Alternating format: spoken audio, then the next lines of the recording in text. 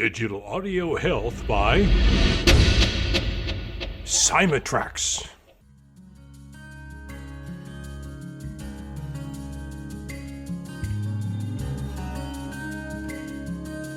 Welcome to the Rhonda Grant Show with your host, Rhonda Grant.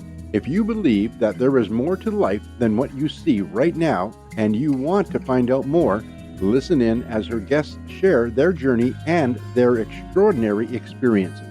Now, here is your host, Rhonda Grant. Welcome to the Rhonda Grant Show. Sometimes the universe has a way of placing people or obstacles in your path to help guide and direct you on your mission. Listen in as we discover the path my guest has traveled. Has he been inspired by a calling, crafted his journey, or a bit of both? I invite you to embrace the conversation and to use it to help you to recognize if this is happening in your life. A Montanan adventure filmmaker, Tom Opre, takes on the most important issues related to the well-being of wildlife and rural Indigenous communities who live with wildlife. He brings filmmaking and investigative journalism together to educate the broader public with the goal of making the planet a better place for all creatures. Welcome to the Rhonda Grant Show, Tom. Rhonda, thank you for having me. Oh, you're welcome. My pleasure. Let the audience know a little bit about your background so that we may go on this journey together. Oh, that's great. And thanks for asking. You know, everybody in life has a journey, right? So mine's been kind of a pretty particular journey in so much as that I grew up in a family where my father was a journalist and did a lot of work, environmental journalism and conservation work. And that probably set me up for what I do today. But back then, a journalist didn't make much money. And when I watched my dad trying to struggle to get through every day and feed two young growing boys in the Midwest, I realized that I wanted to do something a little different and but still do the things I love to do in the outdoors. So I ended up getting a degree in communications and working in the film business, and then working in Hollywood for a short period of time, and realized I didn't like that lifestyle that much. And then got into the television commercial production world, did Shark Week for Discovery Channel when I was 24, their premiere show for the season, and as a producer, and just kind of as a filmmaker, just kind of basically just wanted to see where the world would take me. And as projects come up, you just go to where they are and you produce the projects, and then you wait till the phone to call, or the ring, and somebody else has got another project, and you just keep going and going and going. And so but I was pretty lucky. I worked a lot of products in the kind of the outdoor world, from boats, marine work, underwater, commercials to all kinds of stuff in the outdoors, trucks, and a lot of stuff out of Detroit, automotive stuff. And was pretty lucky to have a really great career doing that. And then, had a television show on NBC Sports about outdoor field sports. And then come the end of 2018 going into 2020 there, things were starting to slow down and COVID hit. And all the business I had basically evaporated, like for many people that have self-employed that needed to travel and do things. So from that point forward, it was like, okay. And I'd worked with various groups and other communicators over the years about trying to figure out the best way to talk about conservation and try to educate people about how important it is to take care of our planet, to ensure that we've got, healthy forests and vibrant wildlife populations and clean drinking water. I mean, we all need that. And and there's a way to talk about it without, bashing people over the head. And so we formed a little nonprofit, myself and a bunch of outdoor filmmakers and wildlife photographers, called the Shepherds of Wildlife Society, 501c3, that basically its mission is to kind of reconnect modern society with nature. We saw this huge disconnect out there where people, when they get up in the morning, they flip a switch, you expect the lights to come on. You don't really know where electricity comes from. You just know that light needs to come on. Then the next thing is walk in the bathroom, flush the toilet, out of sight, out of mind. And then it's down at the corner at Starbucks or some other coffee shop, is it a chai latte or a caramel macchiato? But unfortunately, that's not how the majority of the world lives. 2/3 of the world doesn't have those kinds of of wonderment we have as a society here in the Western world and North America and Europe. We have access to some just incredible things. But most people are trying to figure out where the next meal is going to come from. And, they make decisions, based on that. And we make decisions based on whatever we think we need every day. And unfortunately, some of those decisions aren't always made in the best interest of wildlife habitat. We've been looking at what man's been doing all over the world with these photographers that work with us and other filmmakers. And it's not a pretty sight. We're losing wildlife habitat all over the world. It's just not what's going in the rainforest of Brazil. It's most of Africa now is devoid of good quality habitat. It's basically the lands are slashed and burned in order to try to grow crops on substandard soils, and trying to grow things like maize, which is a North American product that needs a lot of fertilizer, needs good soils, and needs a lot of water. And with climate change, there's a lot of that doesn't work very well anymore. Yet most people in Africa love to have their mealie meal made with ground corn. And so, which sorghum has historically been the crop that they have grown over, the millennia. And so now they've switched over to maize, and it doesn't work very well. So you have this really difficult situation where, these people are slashing and burning the lands, and then they're overgrazing them. And then you've got large populations of people expanding into these areas that once used to be for wildlife. And, we're seeing that, we've seen it all over the world, but we're seeing it all over Africa right now also. And there's no place for the wildlife to live. And then you have that human wildlife conflict. And then, of course, the wildlife always loses. The elephant loses, the lion loses, the plains game. When they have no food, then they die also. So, but that's the legacy that as humans, as a species, that we're leaving on this planet. And it's important, why we created the nonprofit was try to educate people about the importance of those decisions you make every day, because you do make decisions that can have very positive impacts and also very negative impacts. And it's not one that I think that we do any of this on purpose, but I think it's most importantly, people understand we just don't know. And when we don't know, it's just a matter of, if someone can educate us. And in this day and age, with social media, mainstream media, with the internet, everybody has information at their fingertips in a nanosecond. And it's important that we make sure that the information they get and how they consume it, which is like video, look at TikTok and everything else, they want to see video. They want to see it real in 3D. And so it's important that we get this message out about the importance of what we do, and the things that we need to do as a society and as a species, so that we can ensure that we're going to have healthy ecosystems, that we're going to have vibrant wildlife populations, and for all creatures to live in, not just us, but everything that's out there. And that's, one of the things I've discovered over the years of working on these projects is that, as a species, man really hasn't figured out how to be a good neighbor with the rest of the creatures on the planet. And I don't mean to say that as like, hey, I'm some, greenie guy who's out there trying to save the world. I'm a realist. And the reality is we're not going to have wildlife in these places, because if we don't have habitat, there's going to be no reason that wildlife won't exist.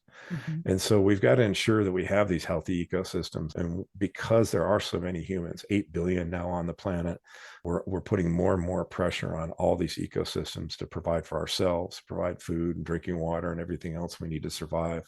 But we need to start thinking about doing things smart. And basically what we've been able to determine over the last 5 years that I've been working on these projects is that conservation is a word that most people don't understand what it means. You see things on social media, you see headlines, X amount of conservation groups do this and conservation groups do that.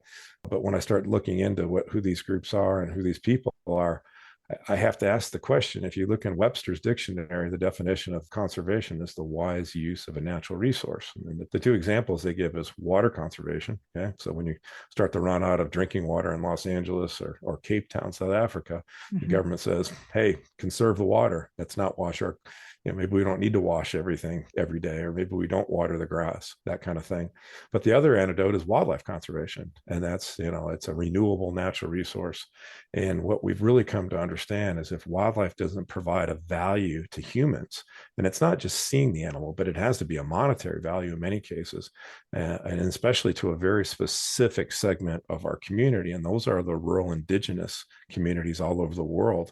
If they can see a value of having that wildlife, in their backyards where they live, where they're competing with them, whether it's for their crops or just the fact that that wildlife may be dangerous to them. In the case of elephants and lions and bears and things like that, grizzly bears, if they can see a value to it, then they have way more apt to take care of it and to ensure that it has a place in the society and within their world of things and their sphere of influence. And so what we really try to do as an organization is tell the stories and give these rural indigenous communities a voice on the world stage, because so often it's this whole classic rural versus urban conflict. You have the vast majority of the people living in that urban interface, living in cities, mega cities, suburbanites, and they have no idea what it is like to live with wildlife. Yet they're the ones, because they have the political block, the political, horsepower, because they have the votes, that the politicians want to listen to these people about what needs to happen and what doesn't need to happen. And then what you end up is a situation where the people who actually live with the wildlife, they don't have a voice. They don't have anybody standing up for them. And so it's really important that it's going to be those people that take care of those resources. It's not going to be the people living in London or Madrid or Los Angeles or Toronto. It's going to be the people that are out there on the countryside. And, for a tribal member in a community to put up with elephants raiding their crops, or potentially a lion walking amongst them and their children, they have to figure out ways where they see some sort of financial benefit to having it. And so there's a lot of ways it can happen, everything from photo safari tourism, which it works in certain places because you have to have some serious infrastructure. But with that infrastructure, you also have to have tens of thousands, if not hundreds of thousands of people come and visit. And when you do that, let's look at it realistically. You have to have roads, you have to have lodges, you have to have electricity, you have to have septic fields and septic, ways to treat the sewage. You have to have all kinds of traffic going around, so it creates noise pollution. You have to have lights everywhere so people can see to walk where they go. So you have light pollution. Then you have to truck in all this food. It just goes on and on and on. And then you also have a situation where you have all these people in one place that are constantly coming by to see the animals. Well, then the animals become habituated to the humans and they're no longer wild. You basically have a walking zoo. And so what we look at as an organization is that we need to keep these places wild. And then we also need to look at other ways that actually work. And one of the ways that we embrace is what we call modern conservation, the active conservation of wildlife. And a lot of people say, well, what is that? Well, it encompasses wise use, which is the definition of conservation. And back in the late 1800s, guys like George Bird Grinnell, Teddy Roosevelt here in the United States, they kind of ushered in this modern conservation ethos. They started this thing called the Boone and Crockett Club that was based around trying to recognize the different species of animals in North America and what our earlier settlers and colonists had come here. My family goes back to the early 1600s in North America. And my ancestors weren't very nice to the wildlife, and they certainly weren't very nice to the habitat, because in the name of progress, we bulldozed down things, we cut down the trees and built railroads. And it's all stuff, it's all things that, it's what we didn't know any better. And we did those things, but we also overutilized the wildlife. We thought the wildlife was an infinite resource, just like we thought the trees were an infinite resource, but they aren't. Everything is finite on this planet. There's only so many resources that we can utilize, and we have to do it in a smart way, because if we don't, we lose it all. Again, to get humanity back, this modern age, to get to that point where, okay, well, how can we do modern conservation? Well, in this case, what we saw in Africa was Killing the Shepherd, the film that we produced and came out last year. It was a film about a rural community led by a woman chief in remote Zambia, who basically wanted to break the bonds of poverty by waging a war against wildlife poaching. And they lived an area that's the size of the state of Delaware or Grand Canyon National Park, a little over 1 million acres. And these people had been used to, they're subsistence farmers, but they're having issues trying to grow maize, as I mentioned earlier. It's how difficult it is there in certain parts of Africa. And the wildlife was always something they could use. If you needed to get an antelope to put in the larder or the pot, you could feed your family, whatnot. But because of some government actions, they actually banned the safari hunting business in 2001 and 2002. And what it did is it created a void, because prior to then, the safari hunting operators that were there there that were assisting people like they're in the film here, they're seeing a value of having the wildlife. And with that value, that allows them to pay to have the game scouts out there patrolling against the poaching of wildlife. And so in this case, you remove people from the land. There's no financial incentive to be there. And then the poachers moved in from the city. And Lusaka, which is the capital of Zambia, is only about a 4 or 5 hour drive from this area. So, and there's a paved road that runs right by it. So it's a great conduit to bring things like bushmeat, which is a $2 billion industry in illegal black market industry in Africa today, according to the UN. So what happened is these people moved in, the poachers, they built villages in the middle of the largest concentrations of wildlife. Makes sense. And they went out and killed everything they could, dried the meat and brought it into took it to the market. And bushmeat is kind of for people who don't really understand, it's kind of it's not a right to these people, but they've been eating bushmeat. I mean, it's been eating it for a long time. The people of Africa, and Africa is a big place. Remember, it's a continent. Yeah. It's not a country. But it doesn't matter if you're talking to people in Nigeria or you're talking to people in South Africa, which are tens of thousands of miles apart. They look at bushmeat as being an important part of their culture. And so, we have all this history in Africa with, the colonization by European powers. And now we have things going on with China trying to get natural resources, and the Russians and it's just, we're in a point right now where these people don't know which way is up half the time, so in the particular subject area where we film, which is the kingdom of Shekabeta, we were told about a story. I was actually in Atlanta doing a presentation to wildlife conservation groups. And at the end of it, I had this gentleman come up to me and this Zambian, accent, which is not South African and it's not English. And he started to tell me the story about this area that been game depleted because of poaching. And it was a government designation, a large concession area. And he'd been there back in the 1980s. And this chief had knocked on his door and said, "Hey, I need some help. My people are starving." And of course, the government doesn't have the resources. There's no UN aid groups there. There's none of these NGOs that are out there trying to help people. And she just heard that this guy was honest and that he might be interested in helping them. So this fellow's named Roland Norton. And so he went out there with his son, Alistair, and they just went to see what was going on. And it's this beautiful land. It's not the Serengeti. So it's not this big, wide open migration area, that kind of thing. It's right on the edge of the lower end of the Rift Valley system that comes from Tanzania into Zambia. They talk about it potentially being the cradle of civilization for humanity, but it's also an area that was well known for the migration of large herds of elephant and Cape buffalo. But it's fairly thick, forested Mopani forest, also with some rugged, me in Montana, I call them hills, but they're mountains, and with rivers running down through them that are full of crocodiles. And actually the Luansamfa River that runs through this area is known as probably one of the most dangerous rivers in all of Africa for people being attacked and killed by crocodiles. And so it's a pretty difficult life there to survive. There's about 5,000 people in the subject area, about half of the valley that we worked in. And so this particular fellow, this Roland Norton, got this call, and the gal came and knocked on his door, and she's like, "Please come out here." And so he went out there, and he's like, "Wow, this is really great." And he'd had a dream to have a concession area of himself and revitalize it. And so he was also a hunting operator. And so he looked at it like, well, there is no hunting, but I can see that there's a potential. There were still a few small pockets of wildlife in different parts of the area. And so he said, but the first thing we need to do is we need to come up with an economic model that will also provide a protein source for these people, so they're not going to continue to kill the wildlife. And so they built a fish farm that had 30,000 gallon above ground tanks to grow fish, which typically for them would be the native fish is tilapia, which we all heard of tilapia, right? Yeah. And so they were able to start this fish farm and get it up and running. And it did two things. It created some revenue in the area where there is no jobs, none at all. Probably they employ somewhere in the neighborhood of between 100 and 150 people, depending on the season and time of year.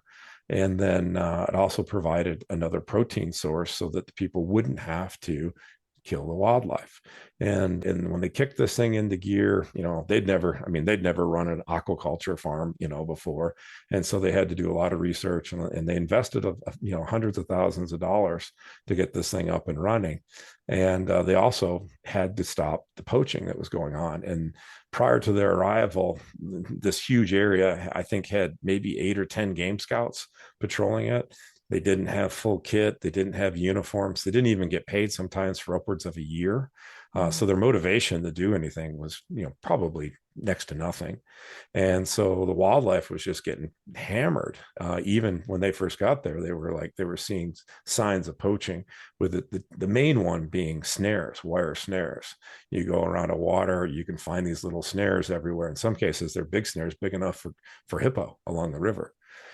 So what they ended up doing was investing some of their money in hiring about 30 or 40 scouts, I think about 36 scouts to start off with, and got some surplus uniforms for the scouts, and were able to get them boots and get them radios. They put a radio repeater tower at one of the high points there in the concession area, and they started working on trying to eradicate the poaching, which entails a lot of time, a lot of boots on the ground, checking areas, looking for and listening for poachers.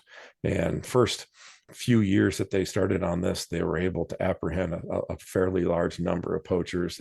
These villages that were built up by poachers in the middle of the area were disbanded very quickly, and the people left, and they were forced out to the fringes of the concession area. So they weren't completely gone, but they had been moved out far enough so that those little pockets of areas along the river where wildlife had survived the onslaught of poaching, those populations were starting to come back. Now, so what, the issue with wire snares, they are just indiscriminate and effective killing machines.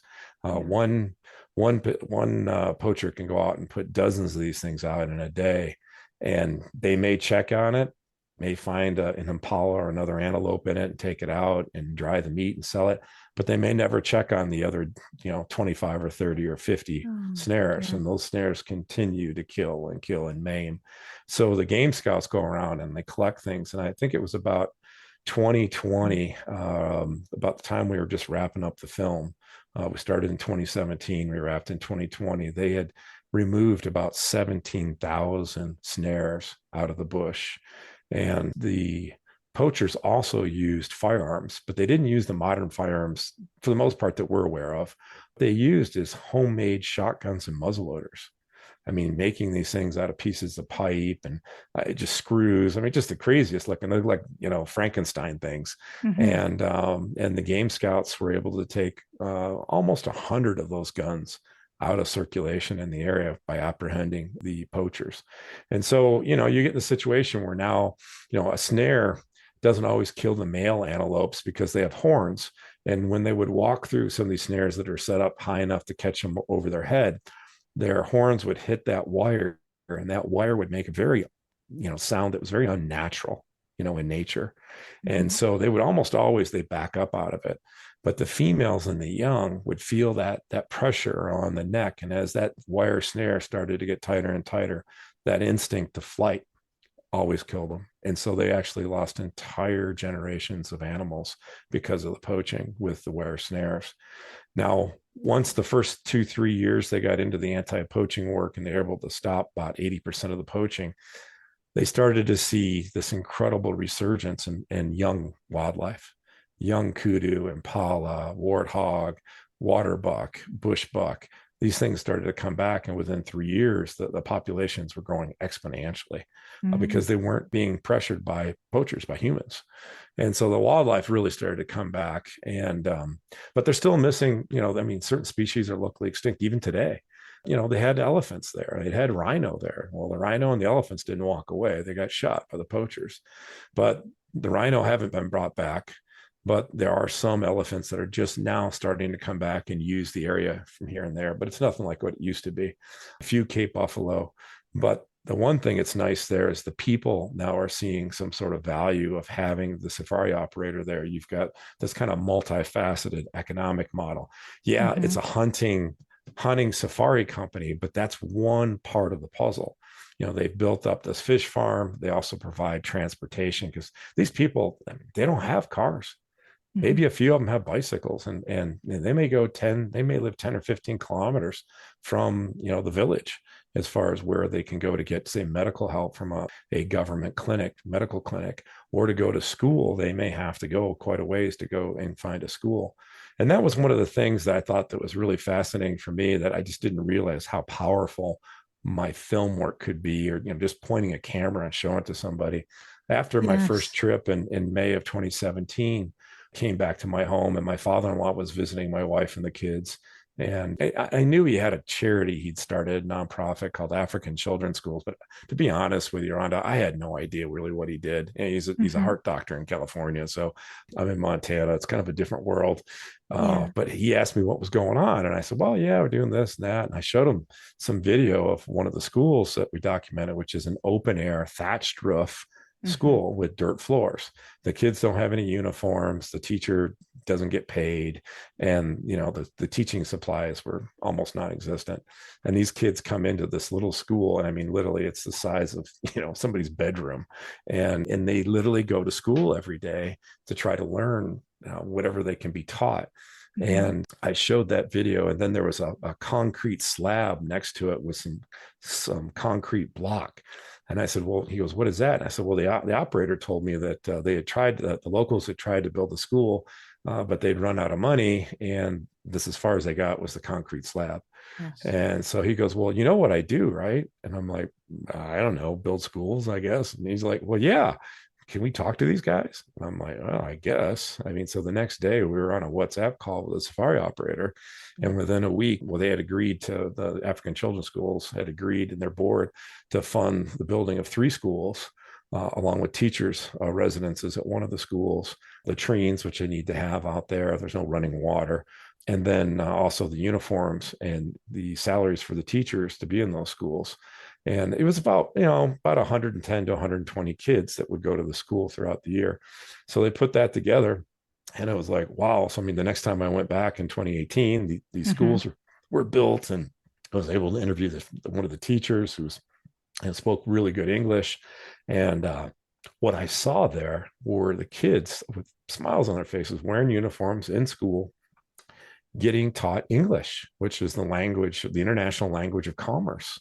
So these kids are out in the middle of the African bush, in the middle of nowhere, living a subsistence lifestyle, and they now have an opportunity for a good basic education, all because of this multi-dimensional economic model. And so it was just really humbling to be able to see the impact of just one little clip of video and how it motivated somebody to do that. Today, I was just there last month in Zambia just to kind of see things. I hadn't been there since the fall of 2020, coming out of COVID. And it's amazing. They got an order last fall for uniforms. They're now up to 6 classroom blocks on 3 separate schools. And they're getting ready to build 2 more classroom blocks, all through African children's schools. But the coolest thing is the fact that instead of 120 uniforms, they ordered 600 last fall. Wow.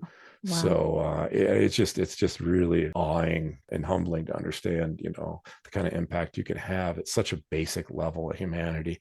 And so these are the leaders of Zambia tomorrow, in the future. I mean, They're going to be the leaders, and they understand, part of the program that they do is a wildlife conservation program where they educate the kids about, how the wildlife interacts with them, talk about human wildlife conflict. And, there would be no reason for them to even get any of this education if we didn't have the opportunities to bring people in and have, the safari operator there teamed up with African Children's Schools. So it was a really, like I said, it was just an incredible experience. Well, and for them, it's a miracle. Yeah, 100%. Yeah, it's like I said, this is an area. There is no 7-Elevens. There are no McDonald's. There is no grocery stores. And so one of the other things that happened in this multifaceted approach that the safari operator did is he provided soft loans to the women. So there's a lot of problems in the community. One of the biggest ones, and of course, we hear about AIDS, we hear about the other diseases. They do have AIDS. It's not that big of a deal there, but there are other diseases they deal with there, like malaria. It's a huge problem. A lot of people deal with that. Sleeping sickness. This is an area that has the tsetse fly in it, which basically, it's a godsend in some ways. In other ways, it's terrible. One is it can kill you. if you get the disease and don't treat it soon enough. But the good part of it is that it keeps out domestic livestock. Sheep and cows and pigs cannot survive in tsetse flies. Tsetse flies, it'll kill them. And so what that does do is that allows for the wildlife to have their place without the land being overgrazed which is, we've seen that all over Africa. And so you also have a problem there, probably one of the biggest problems I witness, and I witness this almost every day or every other day traveling around there: alcoholism. You got these people that are impoverished. They can brew their own alcohol. They make their own beer, very strong beer. They make some pretty nasty alcohols. And you're sitting around, you plant the planting season starts in October, November. They get their rains in November, December. And then you're sitting around just hoping that your crops actually grow. And I've watched gentlemen start drinking at 6 o'clock in the morning, drinking this beer, this hooch that they make. And the wives, it's a very different lifestyle than what we lead in the Western world. It's not uncommon to have more than one wife, sometimes three. Part of it is to be able to have plenty of kids to survive, because survival there is not easy, and children do die of disease, malnutrition, starvation, all kinds of things. So it's difficult to watch and see some of this. Also, the other thing I witnessed, it was very difficult. I have 3 daughters, and it's pretty common to have child brides. So these are gals that have reached puberty, and when they reach puberty, of course, they can now get pregnant, and their parents sell them to guys sell them to other people within the community, other men that have a little bit of means. They've had some success maybe in farming, or maybe poaching, and they're able to purchase these young girls at 12, 13, 14 years old. And, they're expected to get pregnant immediately. And we interviewed a young gal that when I first got to interview her in 2017, I mean, she couldn't have been maybe 13, and she had a little baby boy. And her husband was 31, and he actually was working as a day laborer for the fish farm. So they're getting a little income out of that. But I mean, it was just daunting to see what her life was like. We ended up interviewing her, and we interviewed her the next year, and she had another child, or she was pregnant with another child. And I've seen her every year since. As a matter of fact, well, there is a positive side to the story with her, but overall, though, I think people don't really understand how precious life is. And it takes about 30 bags of corn for the average family of 7, 8, 9, 10 people to survive in this part of Africa. Well, when your daughter reaches a certain age and you've got 5, 6, 7, 8, 9 other kids, you can get 30 bags of corn for her from one of these older men as a second or third wife. So you can feed your family for a year. And when you look at it in those terms, I mean, especially if your crop fails, and the crops, like I said earlier, they're trying to grow maize, which is a North American crop. Yes. And so it doesn't do that well there. And you're in a situation where one farmer told me in an interview, he's like, listen, I grow 1/3 of my crop for the animals. 1/3 of my crop goes to my family, and 1/3 of my crop, just the nature shrivels up with the sun and the hot sun. And so it's a really, really difficult subsistence life. And so when you think about these people, selling a child, a young girl, to someone else, it baffles us, right? It's illegal, but over there, and the government doesn't condone it either. There's programs where they're trying to do away with child brides and whatnot, because these girls never get to go get an education. In the case of the gal that we interviewed that I was talking about earlier, I mean, she said, I have no hope in life. I've never gone to school. I never will go to school, and our life is difficult. And, a couple of times I came by her home and saw her boys and tried to bring them candy, and they weren't happy. You could tell they were just not a good place. But there is some light at the end of the tunnel with her story. I talked about the wire snares and the fact that the operator had taken over 17,000 out in the first 4 years or so of being on the ground there. I had a little epiphany one day, and we're sitting there, and there was a huge pile of snares, wire snares. And I said, well, what do you guys do with these things? And they said, oh, we normally throw them when we're pouring concrete for a foundation of a building, or we're building, say, some dams for reservoirs, that kind of stuff. And I said, well, wait a minute, let's take out the best ones. I've got an idea here. And what we ended up doing is we actually, I had my oldest daughter who's somewhat artistic and designs a little bit of jewelry. And I had her take some of these things. I said, figure out how to make a bracelet out of this that people would want.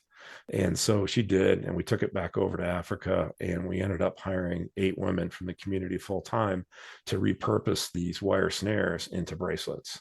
And so we've got 5 or 6 different styles, and they make these things, and we market them through the Shepherds of Wildlife website. If you go to shepherdsofwildlife.org, you can see these things. And the cool thing about it, Rhonda, is that every one of those bracelets represents an animal saved in the wild.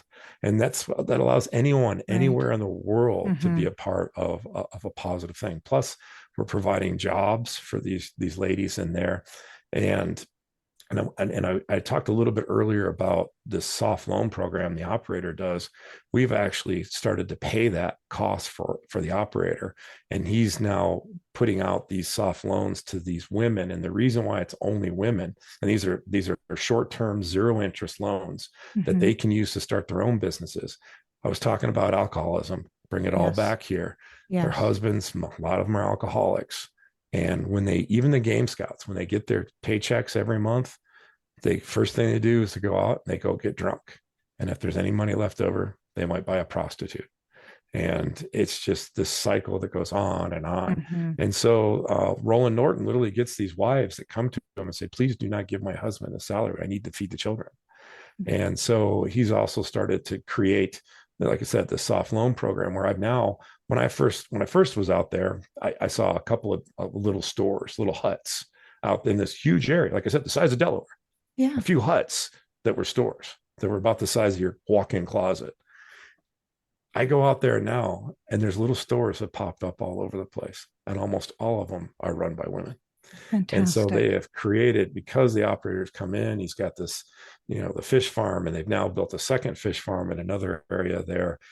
They're putting ponds in that they stock with the tilapia fish, and they teach the community about conservation of fish. So they get cane poles out with hooks and bobbers, and they go dig up grubs. And if they want to go catch dinner, they can go out to this little pond over here that they've made that are full of fish, and they can go catch one. They're not allowed to use nets, but so that it's kind of cool, this whole program that they've created there. So, so it's a tough life, but seeing what's happened with the people there and see the change over multiple years has just been really inspiring. And then being able to document that in a documentary film, Killing the Shepherd ended up in, I think we're over 40 film festivals. It's been accepted into all over the world.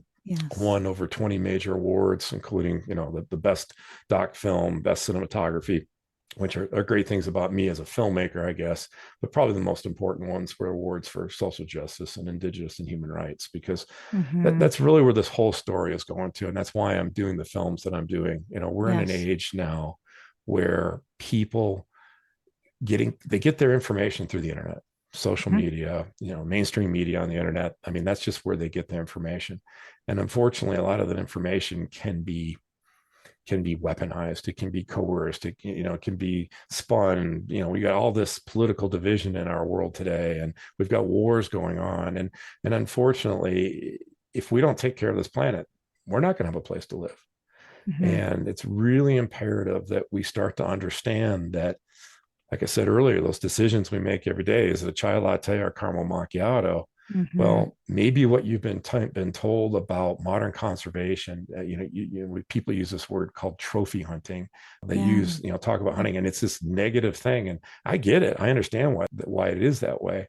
But unfortunately, it's way more complex than that. When you tell me that this child bride, her dad doesn't have a job because the lion or the elephant doesn't have any value to the people because it can't be utilized in a sustainable way, through well-regulated hunting, then I have to say, well, what are you, a neo-colonialist? I mean, come on, why are we sitting here telling these people that, in a sovereign country, that they have no basic human rights? I mean, these animals provide for these people. And because they provide for them, these people are able to have good paying jobs where they can buy food to feed their family. Their children have access to healthcare, and they have access to for them to also get a great education. So, I mean, these are things that are really important that we all take for granted in the Western world. But these other people are fighting for these things every day. And then you kind of have to sit back and ask yourself, I mean, are we going to say, okay, well, we don't like it. We don't like hunting per se, or any kind of sustainable use of the, farming of the wildlife or whatever going on. But at the end of the day, are we going to provide those jobs? I mean, these people aren't looking for handouts, but I mean, these people need jobs. They need access, like I said, to healthcare and education. And these things do it. It works. And it's not an area that photo safaris will be able to provide or plug that hole that those people have in their culture. And the other thing too is culture. I mean, these people have been using wildlife. I mean, let's face it, folks, since the beginning of time, as long as humans have walked on 2 feet, and it doesn't matter what your religion is or your cultural background or where you live, humans have hunted. And it's not a bad thing. I do these presentations, and I'm doing film screenings, and people watch these films and watch Killing the Shepherd, and they're like, well, do we really need to kill any animals? And I'm like, well, guys, just do a show of hands. How many of you in the room here have bought a McDonald's Happy Meal? And of course, everybody raises their hand. Okay, well, let me clue you into something here. There's nothing happy about a Happy Meal. No. You understand me? There's nothing happy about a Happy Meal. It doesn't matter if you got the cheeseburger or the chicken nugget. You paid someone to raise and slaughter an animal to provide for your family. I mean, without the death, I think the last UN data I saw, about 60 billion land-based animals and 1.4 trillion water-based animals are killed annually to feed humanity. That's 8 billion humans. And if we don't have food in our bellies, what happens to society? We saw that during COVID, didn't we? Yes. We see that in war-torn, Syria. We're seeing that in Ukraine. When you don't have food, you have complete dysfunction. You have a destruction of the human society. Yes. And so that's why we need to be really careful about making decisions for other people in other parts of the world. And even at home, I've done this film in Africa. I'm now working on a film that we're just wrapping up in Scotland. It's called The Last Keeper. It's about the rural folks that have been working on the land doing conservation work, again, utilizing the wildlife resources in a wise way. But in that case, you have all kinds of historical grievances. I mean, this story goes back to the feudal system that was brought on by William the Conqueror, the Normans, and in the 10th, 11th century. You've got it leading up to today's world where, we literally have people fighting over land use. And so you have these rural communities, which is made up of gamekeepers and gillies, which are fishing guides, and deer stalkers, that they utilize the wildlife to provide for themselves, for the jobs that they have. And then you've got a group of people that are much more of an urban, I would even say elite urban population, that are pushing this mantra and idea of rewilding in order to control the land. So you have a little back a history of Scotland in 1746. I don't know how many people are listening here have watched the Outlander television series, where the gal goes back in time and lives with the Scottish clans and goes ahead and goes through the whole world of what it was like to live back in the late 16 and early 1700s. But in 1746, you had the end of the Jacobite Revolution there, where you had two different families fighting for the king of Great Britain, which obviously now is the United Kingdom. And so they basically got into a situation where they did away with the clan system in 1746, when most of the Scottish people lost the Battle of Culloden. You weren't allowed to speak Gaelic, which is Scottish. That's their native language. Yes. The tartans, the bagpipes, all that was thrown to the heap, and they weren't allowed to use it. But the biggest thing that happened there, prior to that battle, prior to that change in their society, was that all lands were considered communal. land. So you would go out and run your sheep and your goats out there, and it was no big deal. You were in the glen, the valley. The clan leader was your leader, but the whole purpose of you being there was literally to have more kids. You could raise more soldiers if you needed to go ahead and fight whatever the clan wanted you to do. But at the end, these people were removed from the land because they went from a communal land system to a landed layered system. So the clan leader become the landowner, and that was all dictated by the King of England. Yes. And now the idea is that the landowner wanted to be able to see some sort of return on their land. And then in short, they found out that they could remove the people from the land, and they could put 5,000-6,000 sheep in there and get, exponentially more money from that by allowing a sheep farmer to come in there and push their sheep around if they remove the people. And that's what started this whole migration, what they call it, the clearances, the Highland clearances, where we see so many of our Scottish ancestors. I'm mostly Scottish, English, and Irish, like probably many of the people listening to this here in North America. Yes. Well, our ancestors came over. A lot of them were forced on ships. Or they were literally said they weren't welcome in their homes. And in case some of these people have been living on these lands for hundreds and hundreds of years, if not thousands of years. And so that's what caused all of these people to come to North America, to come to Canada, to come to the United States. And then, we're into this world now where we have these people, this urban population between Glasgow and Edinburgh, this belt there where most of the 5 million people that live in Scotland live today. And remind yourselves, Scotland is not a very big place. No. Geographically, it's about the size of the U.S. state of New Jersey.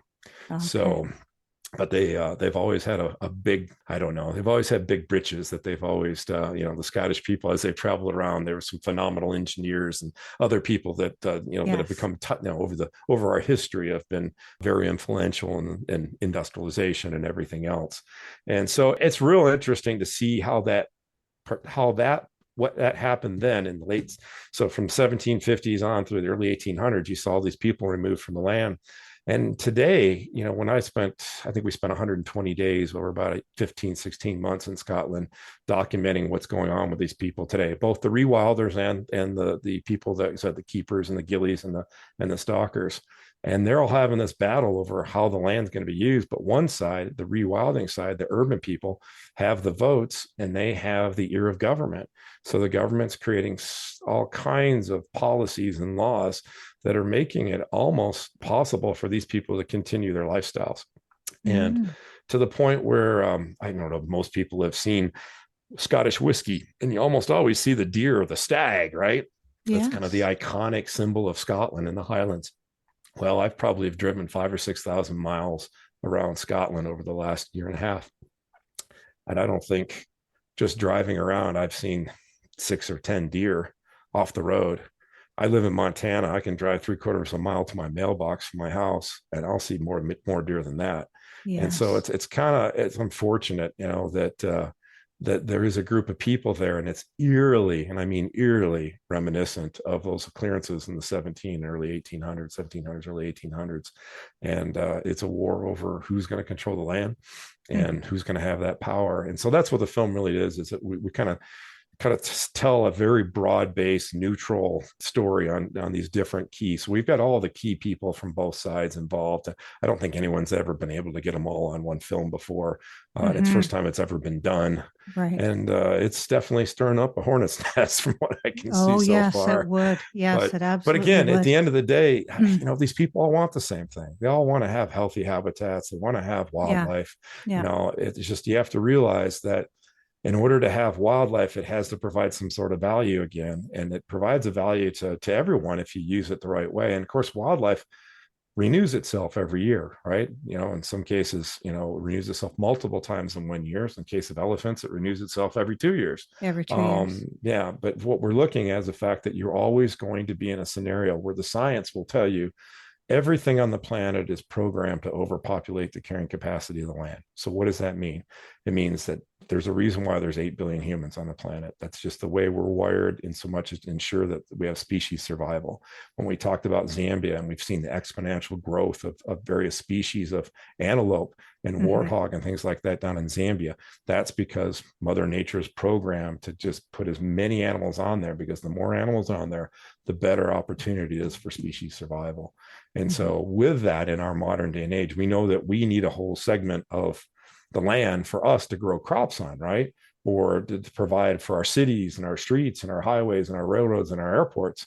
Well, and that means that wildlife can't live there. So, I mean, your house probably, you probably have some wood in your furniture. You probably have 2x4s or studs in your walls. Yes. Well, that was all wildlife habitat at one time. Where your house sits, whether it's in a city or a suburban area or out in the country, where your house sits used to be wildlife habitat.